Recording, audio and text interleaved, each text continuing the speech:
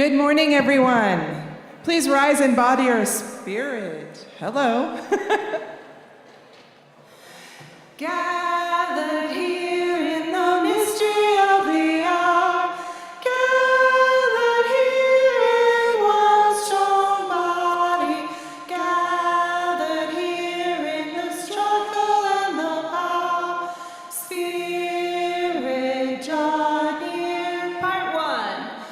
Gathered here in the mystery of the hour, gathered here in the mystery of the hour, gathered here in one strong body, gathered here in the struggle and the power, gathered here in the mystery of the hour, gathered here in the mystery of the hour, gathered here in one strong body, gathered here in the struggle and the power. Spirit, draw near. Spirit, draw near.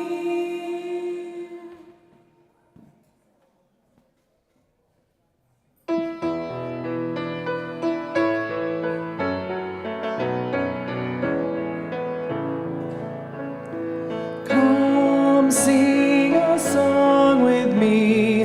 Come sing a song with me.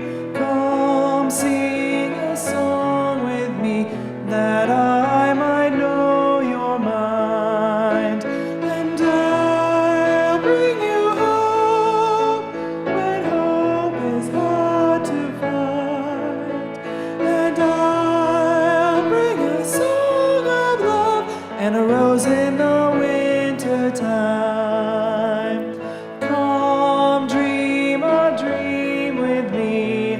Come dream a dream with me.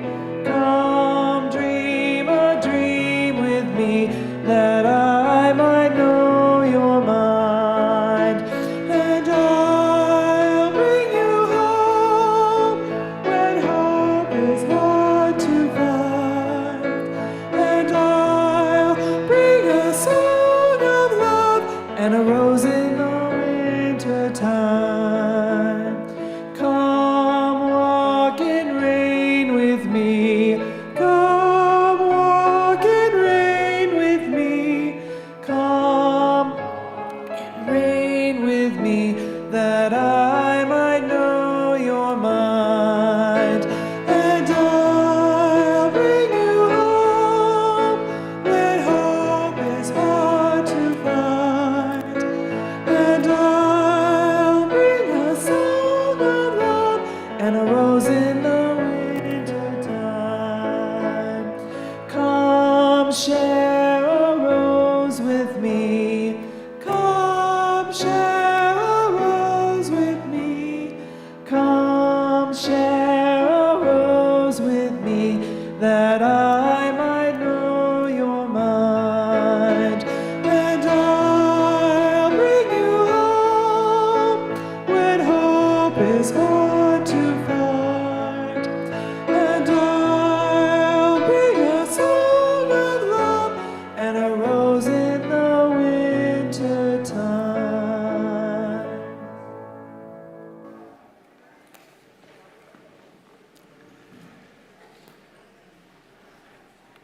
When hope is hard to find, we come singing a song of love.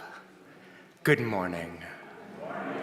Welcome to First Universalist Church of Denver, a sanctuary for spiritual growth, community, and connections, building the world we dream about together. For over 130 years, and hopefully with your love and support for many more, this congregation has been bringing a liberal and liberating message to the Denver Metro and beyond. My name is Birch Q. My pronouns are they, them, and theirs, and it's my honor and joy to be your intern minister. We're glad you've joined us today. After the service, please join us for coffee and conversation in the Hospitality Center. And if you are new or newer, thank you for choosing to spend your Sunday morning with us. Please help us to get to know you better by filling out a visitor form at the welcome table outside or online if that's how you're joining us. We'll connect you with our weekly newsletter Happenings, which is the best way to know all of the many things that this community is doing here and in the wider world. We take a little bit of time, though, to bring some of those things out from our Happenings article here to let you know the important things that are before us. And one of those is caring for and celebrating this multi-generational community. Each year around Halloween, we do a trunk and treat out in the parking lot, and we need people to volunteer their trunks. Trunk and treat is October 25th. That's a Saturday. It will be 3 to 6. We'll have a potluck, and you can reach out to our Director of Religious Education, Naomi Blackwood, to volunteer. Thank you for being with us here today.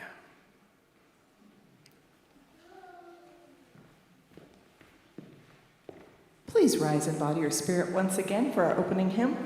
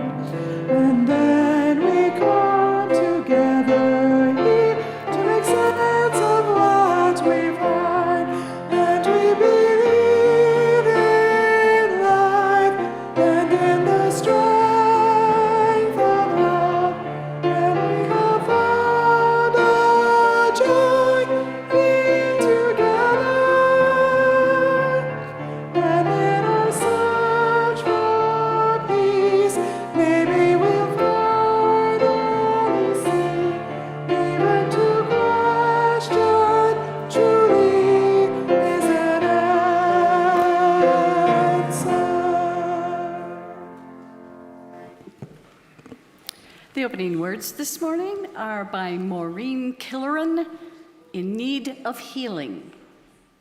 Welcome, you who come in need of healing, you who are confused or have been betrayed. Welcome with your problems and your pain. Welcome to your joys and wanderings.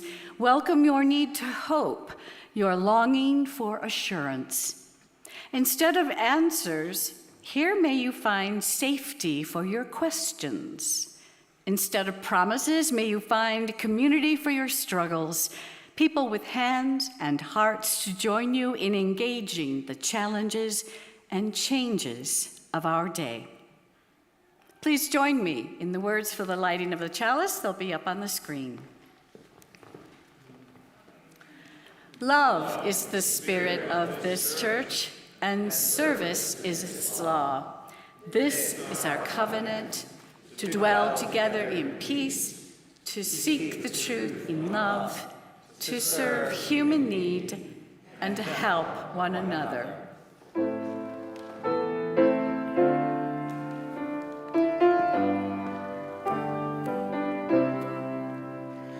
Spirit of the Lord, come unto me.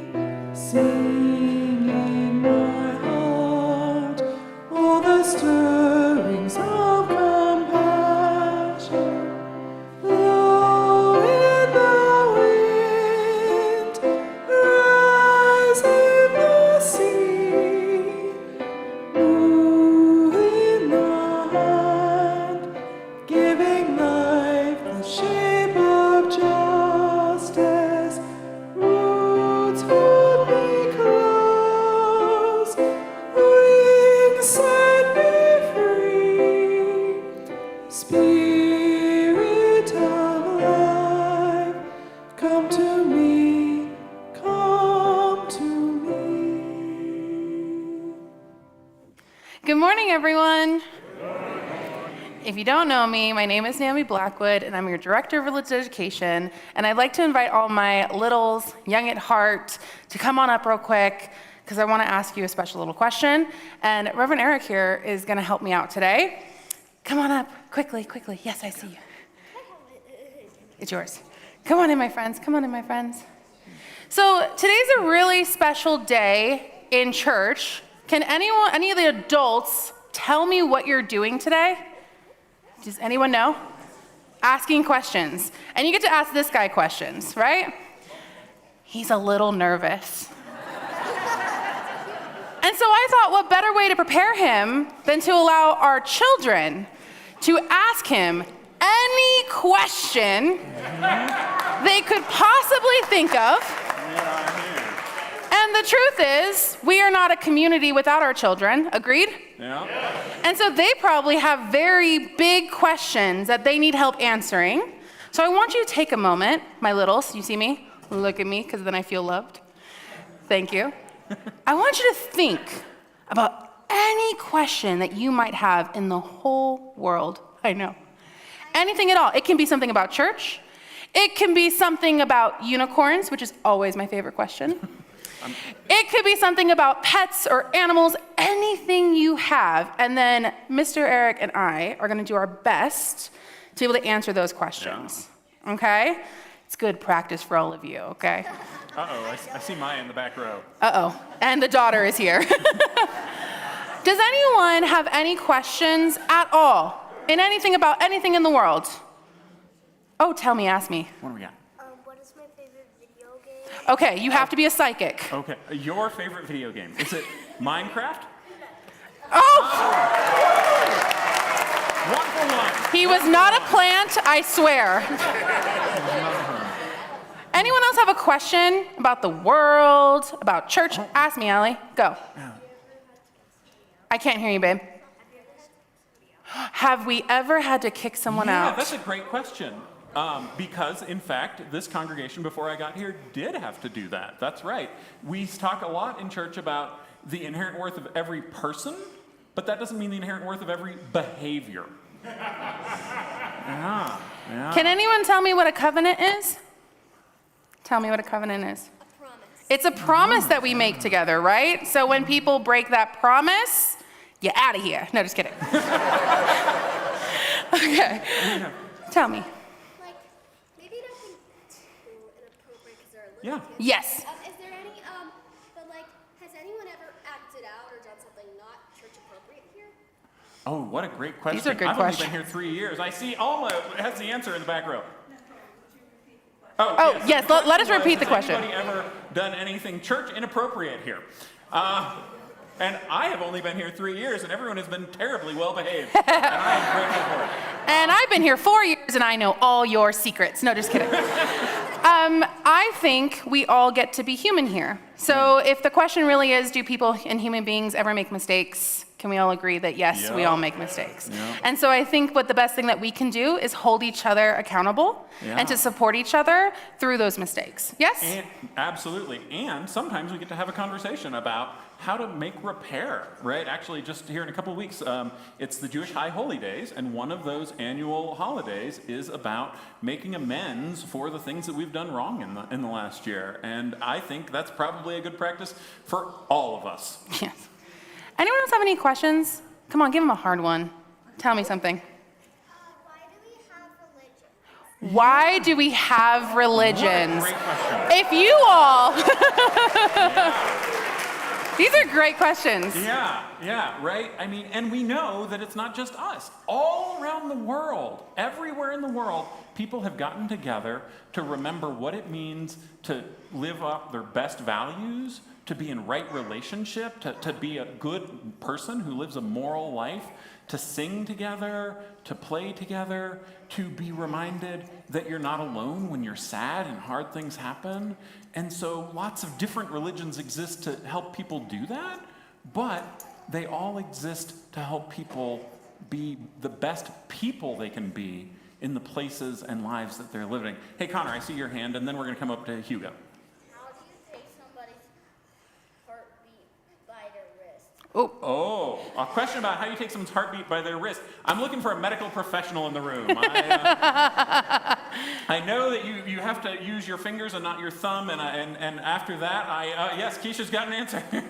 But that You is... use your 2 fingers, you place them right here, okay, and you press a little, and then when you can feel a little bit of a beat, that's how you can feel the heartbeat. Oh, we're just testing the minister. I love it. Then Maya, I let's love see it. what we got, Hugo. This is just a test question because I know it's the hardest question I could think Yeah. Go. What's the world's only living rock? What's the world's only living rock? Living rock. Living rock. Coral. It's coral. Well, The world's only living rock. Let me repeat the question here. He's going to disagree with me. it's not. Well, coral isn't technically a rock. It's a stromatolite. Stromatolite. Oh, see, now this is... We did not cover stromatolites in my biology program when I was an undergrad. It was Maya in the Maya. back row. For those of you who don't know, Maya is my daughter. Dun, dun, dun. Dun, dun, dun. What do you got, Maya? If you have a pet, what's the dumbest thing they've ever done? If you have a pet, what's the dumbest thing? So what Maya knows is that we got our first pet ever last winter. We have a golden retriever who turns 1 next month. She's very cute. Her name is Honey. And she has eaten an awful lot of things that she should not eat. And also has some strong opinions about our landscaping. She is right there, Charlie. I was wondering, what's your opinion on frogs? On frost? Frogs. Ribbit, My ribbit, opinion ribbit. on frogs. I've never developed an opinion on frogs. Here's what you should know. My undergraduate degree was in biology. I studied water science. I love frogs and all things that live in water. Yes. Wonderful. Water Anyone is else life. have a question for Reverend Eric? Hold on, I'm getting something. Hold on. The Bender twins, who are not here today, Yes. did have a question yesterday for They you. did. And they want to know how you feel about cats. And you cannot lie to these children. I know that there are many of you who love cats, all right? I'm not one of you. Boo!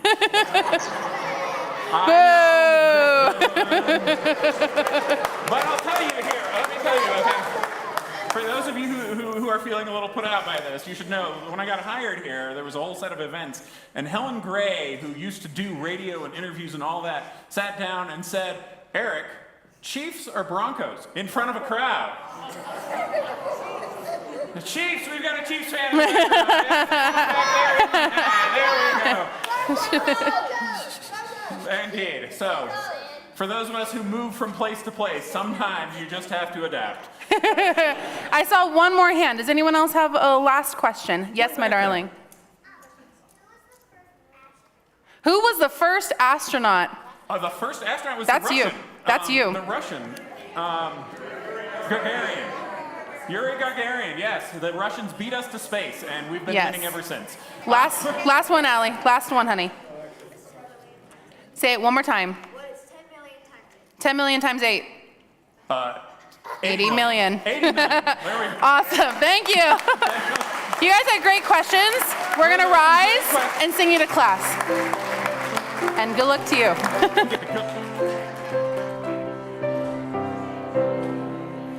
May your mind be open to new learning.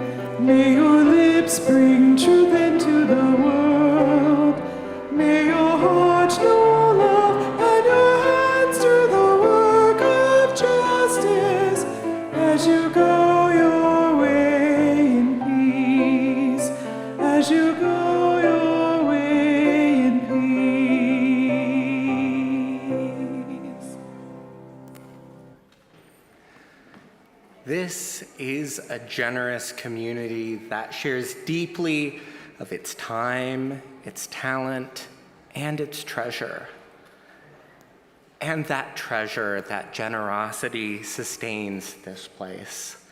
Many weeks, half of the weeks of the year, what we gather in goes out into the community to support groups making a difference in the Denver metro and beyond. And those other Sundays, what we gather here stays in this congregation to support the work that begins here. That work begins with all of our generosity. May we be grateful for all that we have and grateful for all that we receive.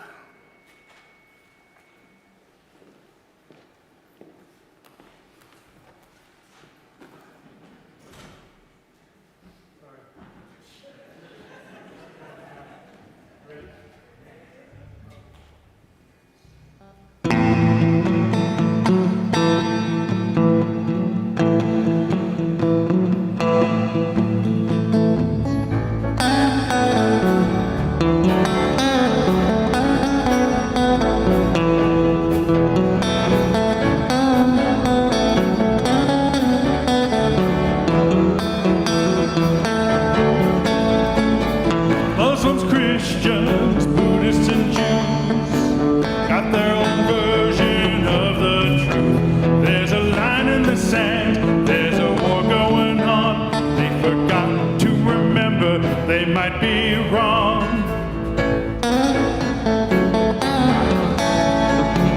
Carry your faith wherever you go.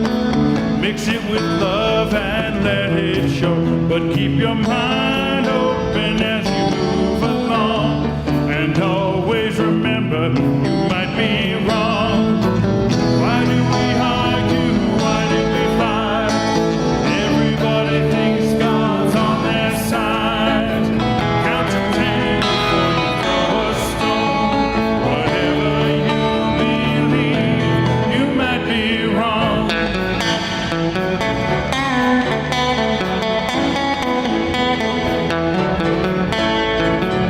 Don't cut me off, don't say we're through.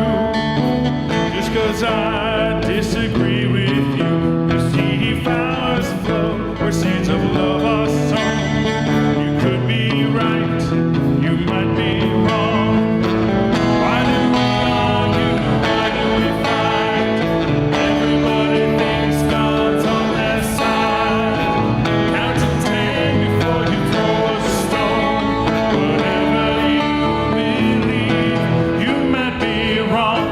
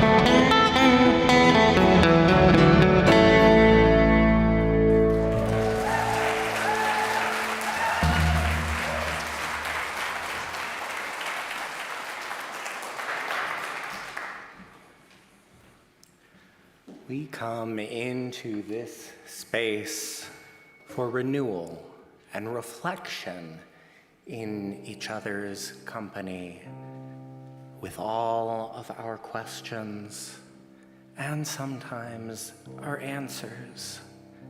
We come to bear witness to the mystery all around us. Please join me in a spirit of prayer and contemplation in the middle of this mystery, in the middle of this hour, in the middle of our lives. Move your body to guide you to your center. Close your eyes or set your hands in your lap or straighten your back. Whatever will lead you to your center. Take a deep breath in. Feel it all the way down into your belly. Let your breath out slowly. Breathe in, breathe out, as breath prepares our bodies for presence.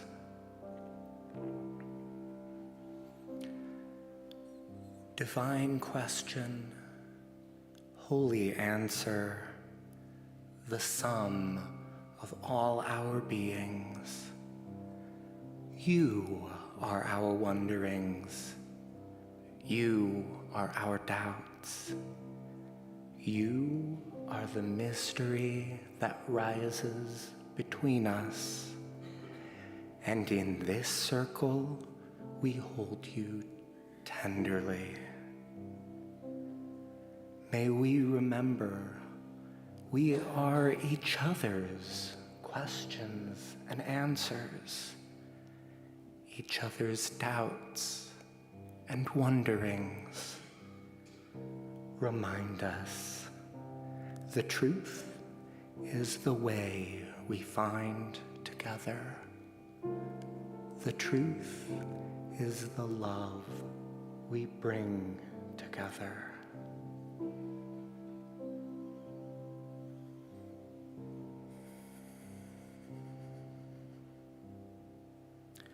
Breathe in, breathe out, breathe in, breathe out.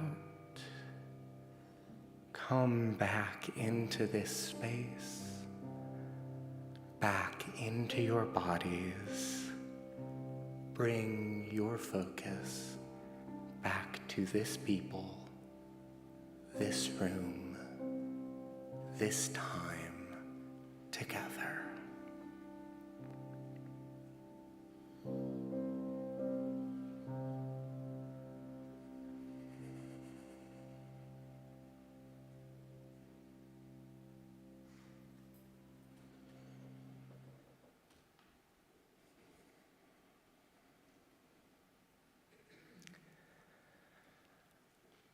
This is a heavy week. One that leaves us with many more questions than answers. There is pain in our homes, in our neighborhoods, in our world. This is a week to hold each other close in care. We keep our minds and hearts with the community in Evergreen, our neighbors southwest of us. They, as I think you know, are holding each other and making sense of the shooting that happened at their high school this Wednesday. Some of us know people who were impacted. And many of us are shaken by memories of other tragedies like this. And so we hold each other in love.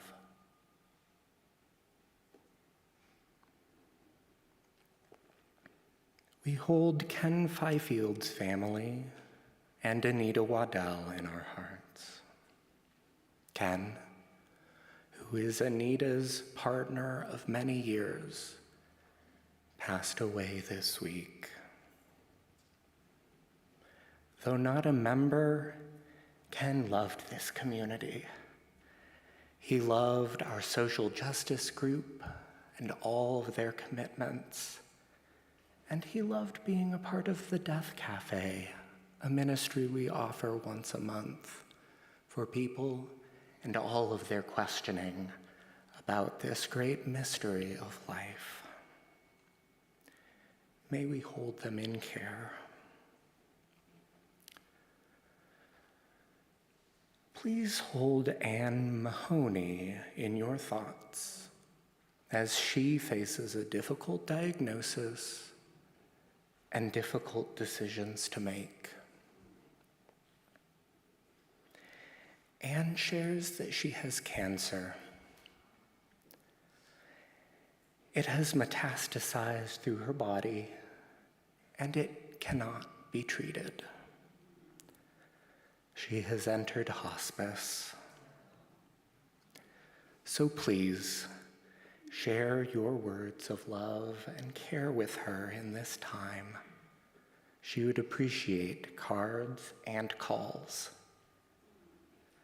Reach out to the CARES team if you need her contact information.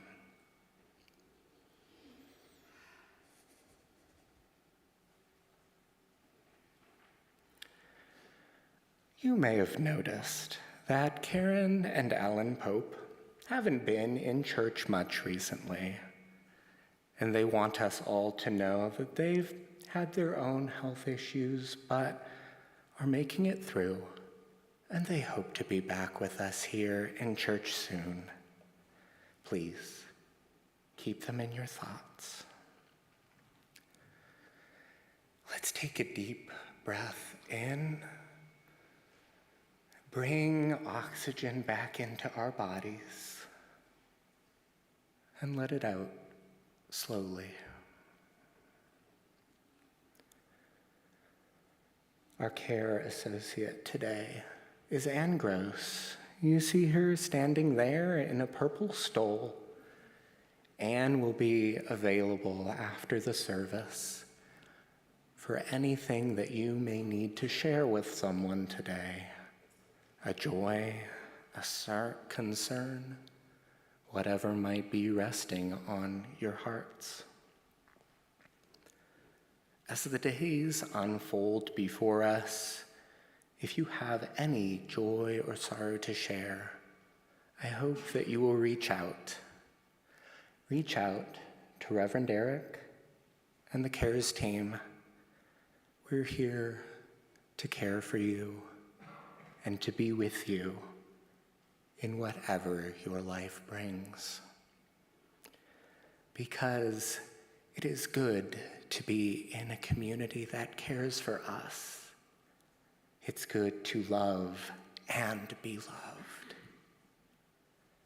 In all of this, we say, peace, amen, so may it be.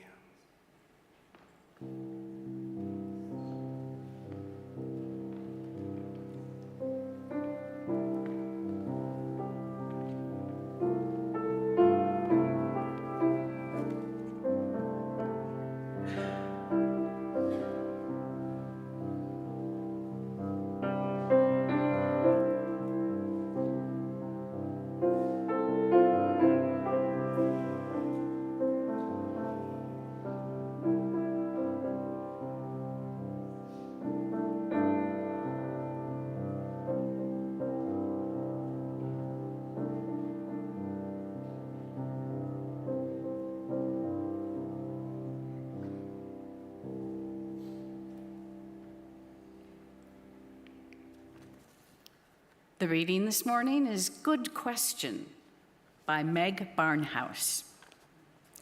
Great teachers are always asking questions. They know that if you give people the answer before they even ask the question, it's a waste of breath. Socrates is famous for asking questions. So were the Jewish rabbis, so were Jesus and Buddha. This morning, picture me giving you a brightly wrapped box. As you open the box, out spill a pile of smaller presents. These are my gift to you this morning. Some of the best questions I know. A good question can open your mind. A good question can make you think things you never thought before. They sure can.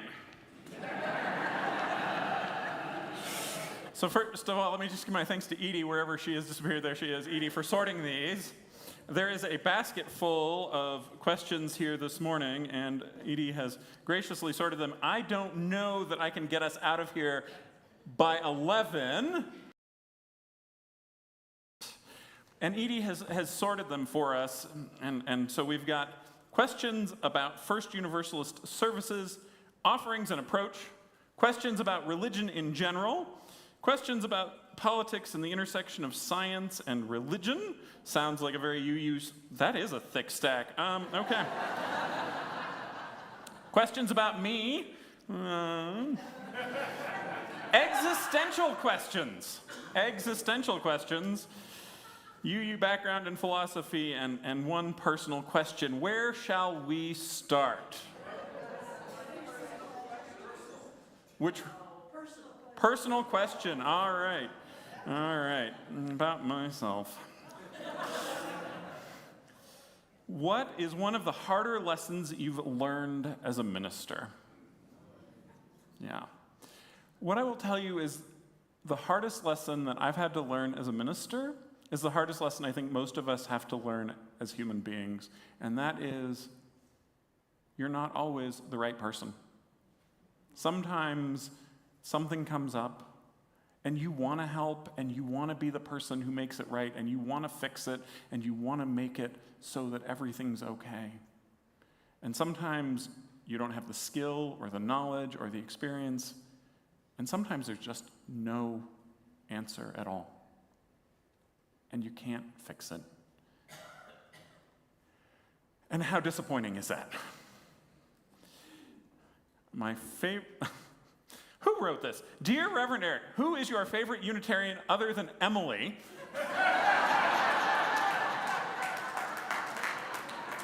Who wrote this? Who wrote this? Who? You know, wow, this is... Indeed, they didn't say living. Can I pick my children? No, here's the thing about our sort of famous folks from history and whatnot. We like to claim a lot of folks, and some of them were, in fact, Unitarians, and some of them were Unitarians for a season, and, right, I see some head nodding here. And so it really depends on what's going on in my life. If I'm struggling with questions about fascism, I want to go to James Luther Adams, who's perhaps one of the most famous Unitarian theologians of the 20th century, lived in Germany during the 1930s, has a lot to say about what was going on. If I want to know about what it's like to just need to connect with that which is bigger and that which is holy, Ralph Waldo Emerson was a Unitarian minister for a good solid 3 years, and then he was like, you know what, this church thing, it's a little bit much. His contention was, he said that this is going to shock some of you. He said, I can't, in good conscience, serve communion anymore, and so I can't be your minister. I think he just really wanted to go out on the speaking circuit, and so that was a different thing. But one of his many things that he did was in the late 1830s, he gave an address to the graduating class at Harvard Divinity School that was so incendiary and so much of a fight that he was not invited back for 40 years. And basically what he said was, don't give me that corpse cold religion of just pure logic and like read stuff and explicate on it. Show me that you have lived. And that reminder to live is something I hold dear. So okay, religion in general. Let's see what we've got going on here. Religion in general. How much of a departure is today's Christianity from the essence of the teachings of Rabbi Jesus? Yeah. Oh, this is a great question. So there are two folks that I actually turn to a lot when I'm thinking about Jesus in addition to Scripture, right? And one of them is a guy named Bart Ehrman, and he grew up evangelical and eventually became a scholar of the New and Old Testament, and he has written a whole lot of books about Jesus. And his contention is that if you want to understand Jesus, you have to understand him in his context, and that he was really a revolutionary within the Jewish community of an occupied territory held by the Roman Empire, and that he honored his Jewish identity and the temple and all of those things. He was not trying to start a new religion. And in fact, if you go back to the scriptures, you'll see that they talk about being followers of the way. They don't talk about being followers of Jesus. That comes later. That's Paul who's really but the other one is a Jewish woman, A.J. Levine, and one of her books about this, if you ever want to know more, is Jesus the Misunderstood Jew, and to really take that idea and say, what does it mean to understand Jesus and those followers in their context, and all the way right down to breaking down just how incredibly Jewish the Lord's Prayer is. If you look at it and you look at what was said and how it was taught, she's not saying that Jews should pray the Lord's Prayer, but she is saying that if you understand Jesus' identity, and that's very different, right? Jesus was not, I know this is going to shock somebody in the world. I'm watching you on Fox News here. Jesus was not an American, okay?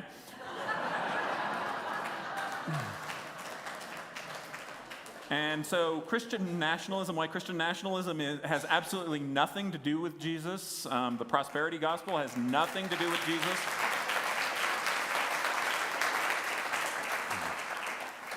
And so I think it would probably be reasonable and fair to say that if Jesus came back today, he would be rejected in almost every church in the country. His teachings were radical. He told people to leave their families. He told them to give up all of their possessions and care for one another. He told people that it was easier for a camel to get through the eye of a needle than for a rich man to get to heaven, right? These are not teachings that are wildly popular in many places. What is the most important component of faith formation?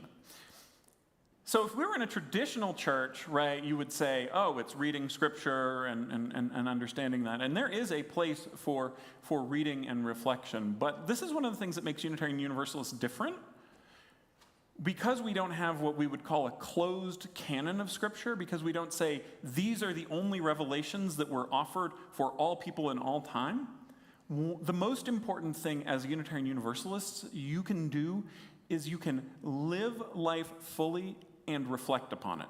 The direct experience of that which is greater than all and present in each, known by many names, right?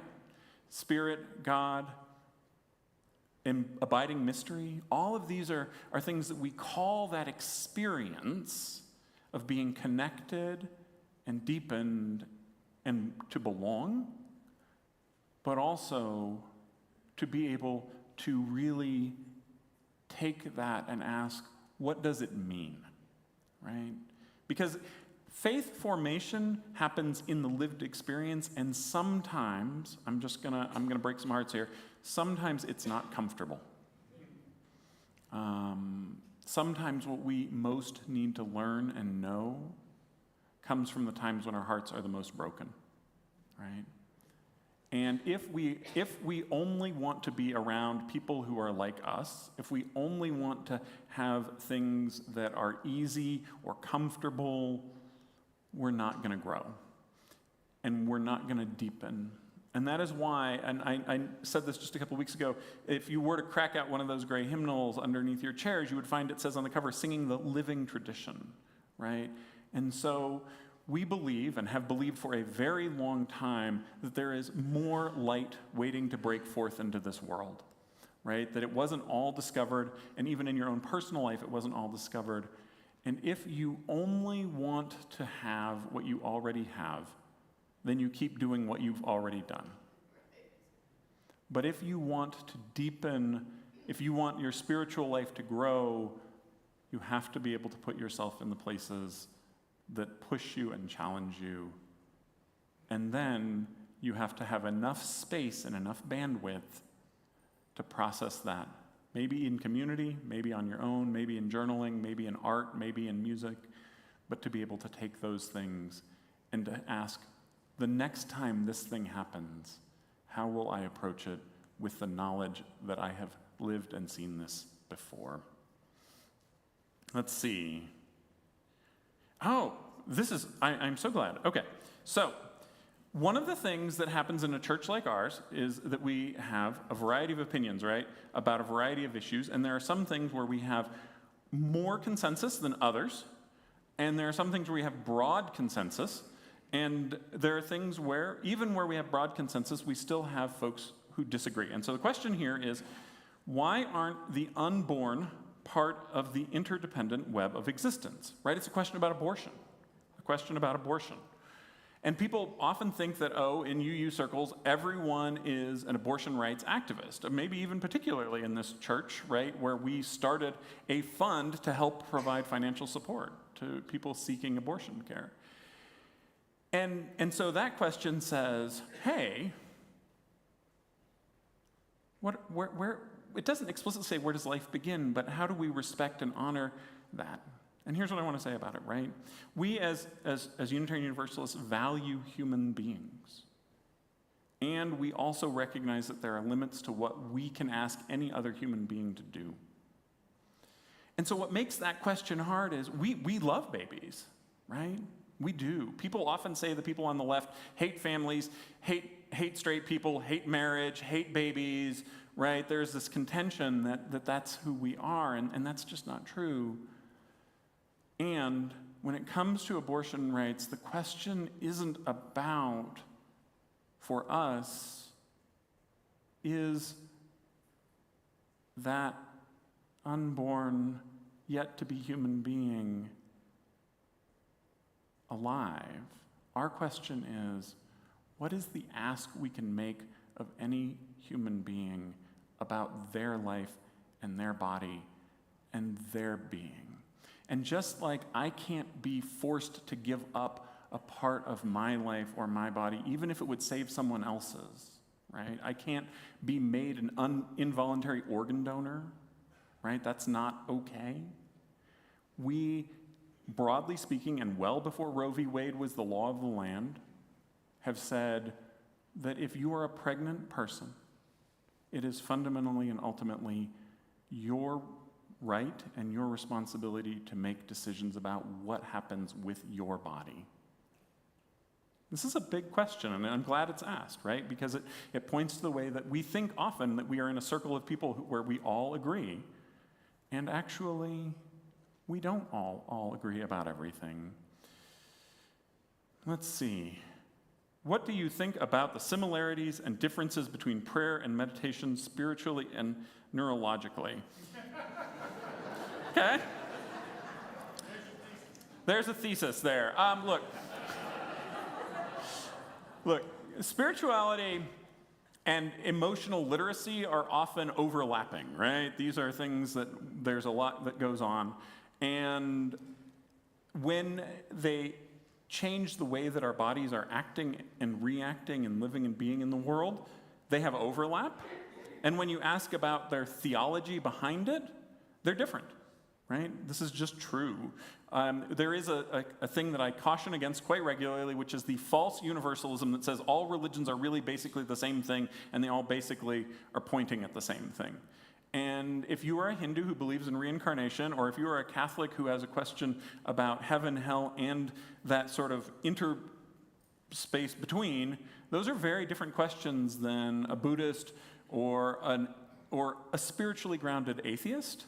And so when you ask about the differences between them, you can ask two different questions. You can ask, how do people explain it? What do they put around it? Or you can ask, how does it act on your body? And what we know is that the things that act on your body, whether you're praying the rosary or whether you're engaging in mindfulness meditation or doing some other spiritual practice, have many of the same impacts on our body, and that's powerful and important. But the way we understand them is really different. I'm going to jump to another category here just because I want to make sure we cover a range of things. We've got first, Universalist services, offerings, and approach. What are the opportunities for adult religious education? Later this week in Happenings, you will see a set of signups for small groups. Some of them are already set up. I'm working with some folks to set those up.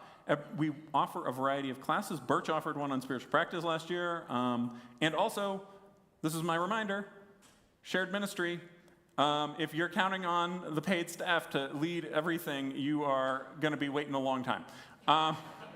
Our plates are full, and we love what we do, and we can't do everything. So if you've got an idea about adult religious education, tell me about it, and we will talk about what's involved. That's how Death Cafe got started, and we've got other things that are coming up.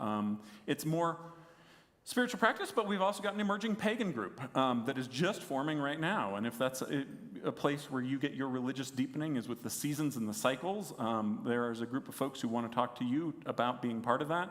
And then Naomi would be very disappointed with me if I did not point out that one of the greatest ways to grow in your religious education is by volunteering to teach children in their religious education. Let's see. Oh, someone came with something that was printed in advance. During certain church activities, participants are invited to share their pronouns. I respect this practice as meaningful for many, but not for me. I've chosen not to participate. Heard some members express this choice may be viewed as disrespectful, but I don't see it in that light. Could you clarify the church's perspective on how individual decisions regarding pronoun sharing are understood within our community? That is an interesting question. So a couple of months ago, I got a chance to listen to an interview with Sarah McBride. For those of you who don't know, she's a trans woman who's a legislator from Delaware. Am I getting my states right? Thank you. And she was actually talking about this. And I share that because I think it's important to hear here. She said, look, for me it's important, this is my identity, and these things do matter. And also, she said, as a politician, my job and my responsibility is to work on the things that matter to my constituents first. And I have a lot of constituents for whom that's not their first issue. And if I don't pay attention to those broad things, then I'm not going to be able to be here to work on those other things. And she said then, and I thought this was really interesting, she said, sometimes people have an activity or a practice that is right in their smaller community that doesn't work in the broader community because people haven't reached a consensus about it. And so what I would say is, if you want to think more deeply about it with someone who has thought about it very deeply, go back. It's the Ezra Klein Show. She did this interview back in June, I think. And so you will find, for example, here at First Universalist, if you were to look at our website, some of our staff, if you look at the staff part of our website, have their pronouns listed, and some do not, because that's the choice that they're making about what's right for them. And for some people, that's going to feel uncomfortable. And for other people, it's going to feel uncomfortable the other way. And part of being in a church where people don't always agree about everything is that all of us are going to be uncomfortable some of the time. Why aren't we at events with our banner and info about us so more people want to be a part of us? Well, why aren't you?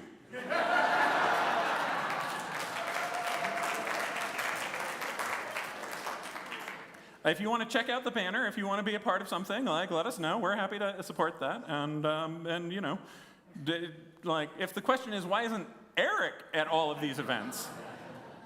I will tell you the same thing I have told people a lot of times in my life, which is, Before I was a minister, I was married and I was a parent. And when I'm done being a minister, I intend to be both of those other things still.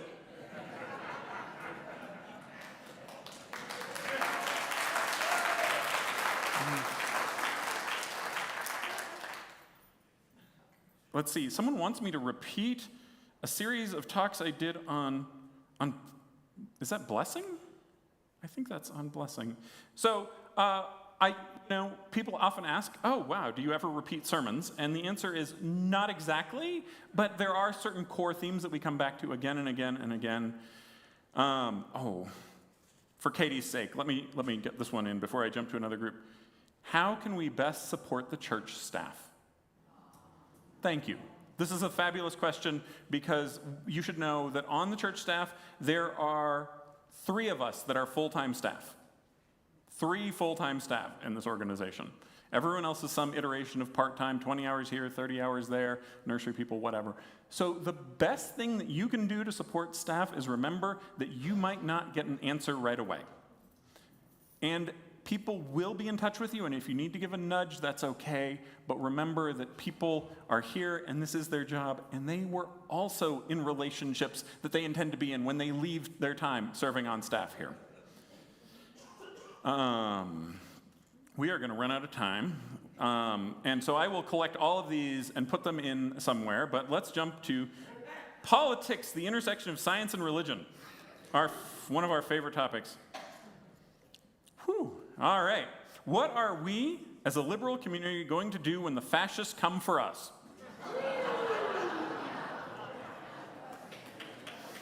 Well.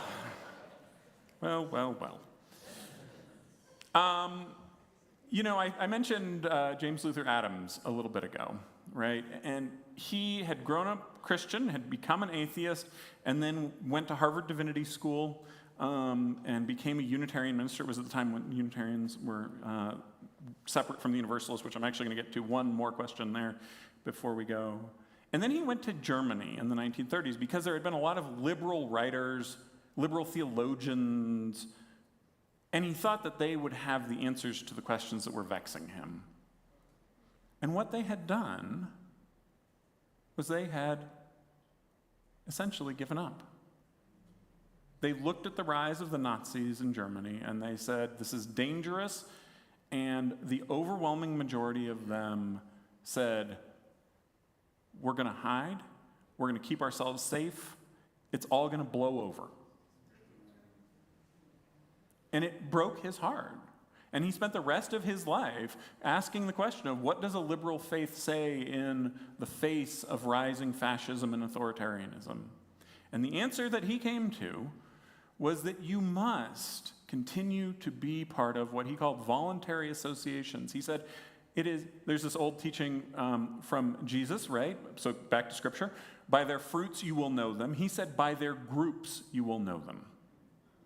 And so it's our job, and don't think I don't think about this. Don't think I don't think about what happens on Sunday morning. Don't think we don't have a safety and security team for a reason.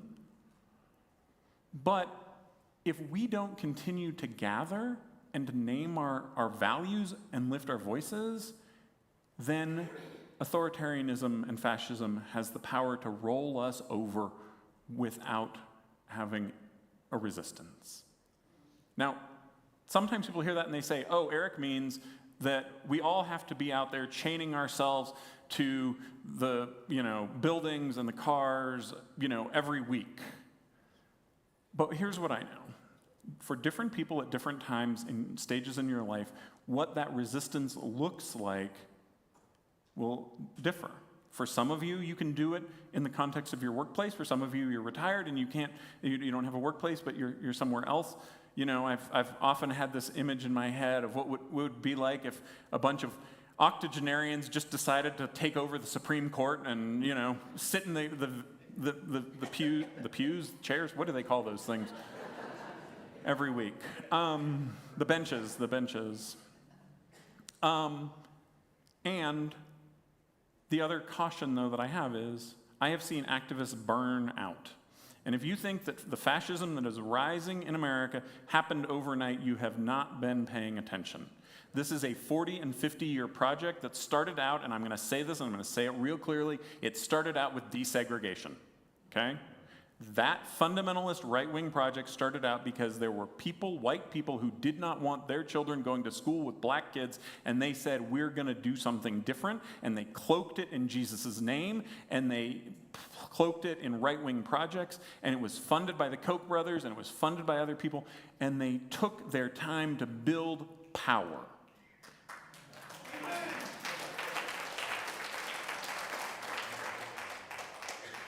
So we're going to run out of time, so I will not get to all of these. I'm just, yeah. But,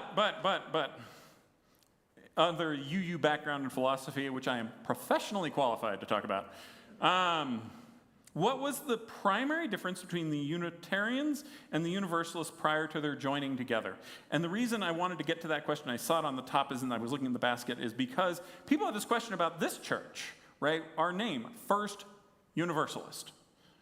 And of course, the easy answer is, well, yeah, but it would be confusing because there's also First Unitarian across town.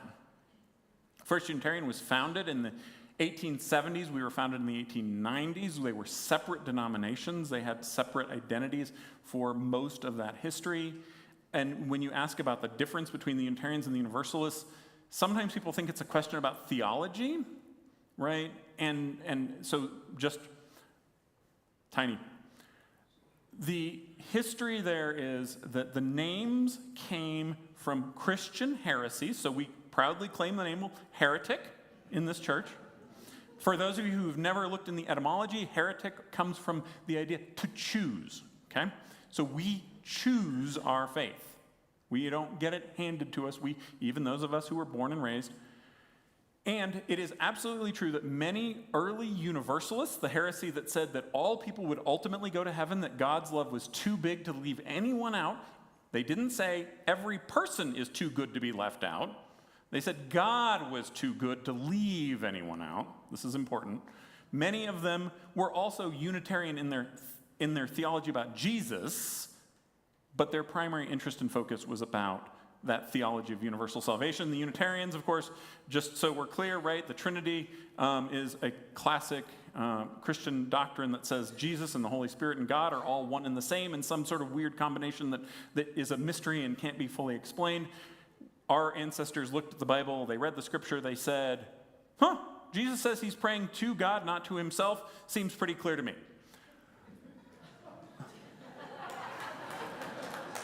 The reason this matters, right, is because one of our core identities as Unitarian Universalists is the use of reason in religion. We said, you've got a brain and you should use it. And so right back, William Ellery Channing, all of those early Unitarian ministers, their approach was to read Scripture and to ask big questions and to apply that with them.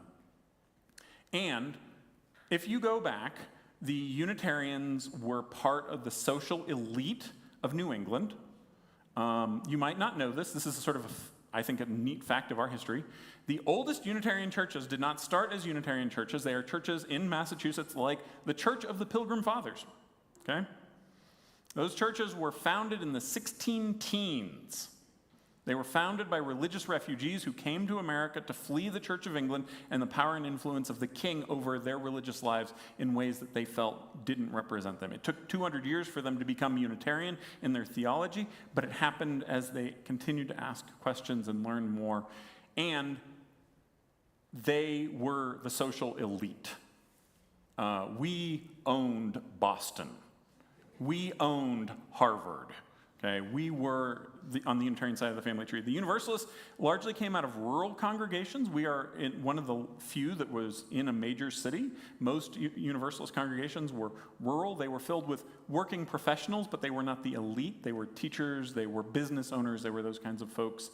And they maintained their Christian identity much longer than, their exclusive Christian identity much longer than the Unitarians did. The Unitarians watched as science and Darwin and all of those things came along. Humanism arose within Unitarianism, and in fact, actually, if you were to go back even as late as 1935, the Universalists were talking about Jesus and Christianity in a much more consistent way. I had a member at my old church who had grown up Universalist, and he had been born in the 30s, and he said he went off to college having left a Christian church, his Universalist home congregation, and when he came back from college, it had somehow ceased to be Christian.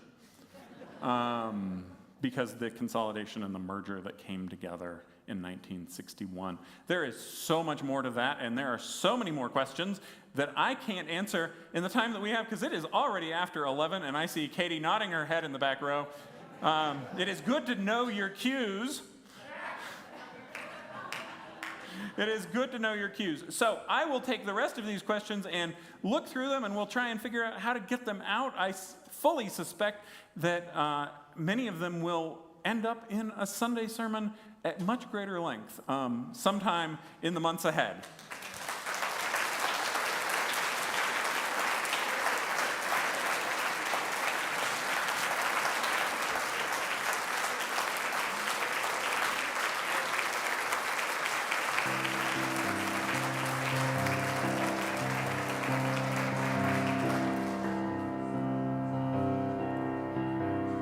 We are going, heaven knows where we are going, but we know within, and we will get there. Heaven knows how we will get there, but we know we will. Beyond we know, and the road will be muddy and rough, but we'll get there. Heaven knows how we will get there, but we know we will. Oh yeah, yeah. Oh yeah, yeah. Oh yeah, yeah. Oh yeah, yeah. We are going. Heaven knows where we are going, but we know within, and we will get. Heaven knows how we will get there, but we know we will. Oh yeah, yeah. Oh yeah, yeah. Oh yeah, yeah. Oh yeah, yeah. Oh yeah, yeah. Oh yeah, yeah. Oh yeah, yeah. Oh yeah, yeah. As you take your seats, will you help us extinguish the chalice with the words as they appear on the screen? We extinguish this flame, but not the light of truth, the warmth of community, or the fire of commitment. These we carry in our hearts until we are together again. So if your question didn't get answered today, know that I will look through them all, and we will get to all of them one way, one form, somehow, some way in the weeks ahead. And as you go into the week ahead, my encouragement to you is this: find a place and a way to be uncomfortable. May you grow in depth and care and compassion. May you know someone you have never met before. May you meet a possibility that you never saw coming. And in so doing, may you go and be blessed and be a blessing.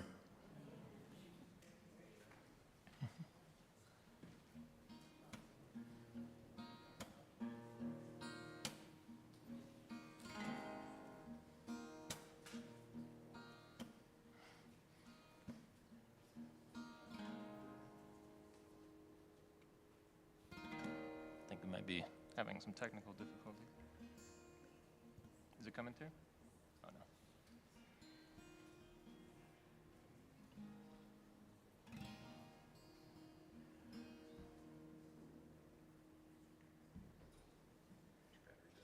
I don't think so. No charger or tuner works. I think it's coming through a little bit. Maybe it just needs to be. I can hear it a bit.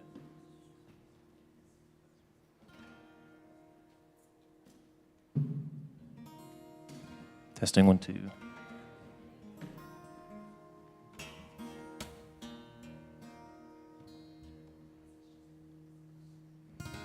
we go.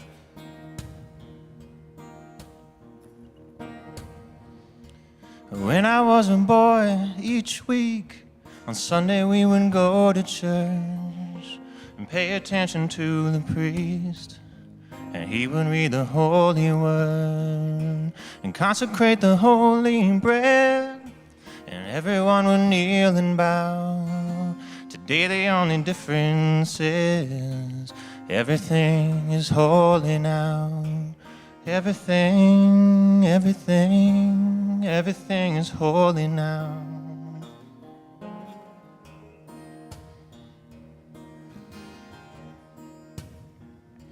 When I was in Sunday school, we would learn about the time Moses split the sea in two, and Jesus made the water wine. And I remember feeling sad, miracles don't happen still. But now I can't keep track, 'cause everything's a miracle. Everything's a miracle.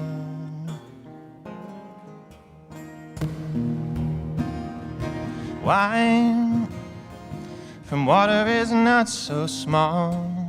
An even better magic trick is that anything is here at all. So the challenging thing becomes not to look for miracles, but finding where there isn't one. When holy water was rare at best, it rarely met my fingertips. But now I have to hold my breath like I'm swimming in a sea of it. It used to be a world half there, heaven's second-rate hand-me-down. Now I walk it with a reverent air, 'cause everything is holy now. Everything is holy now.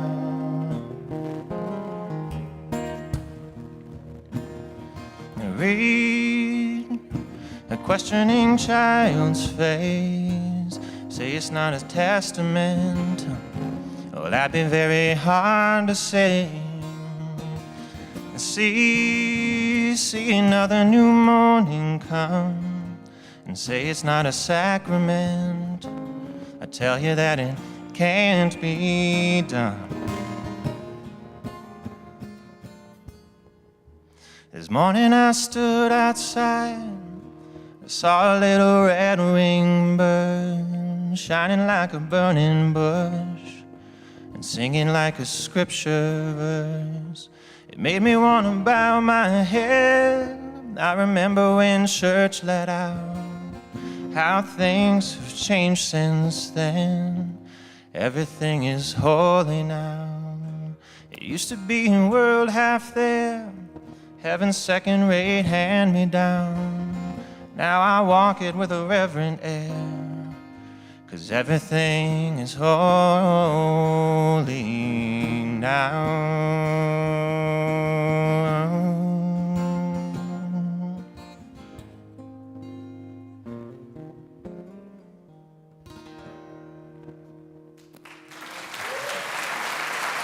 Thank you.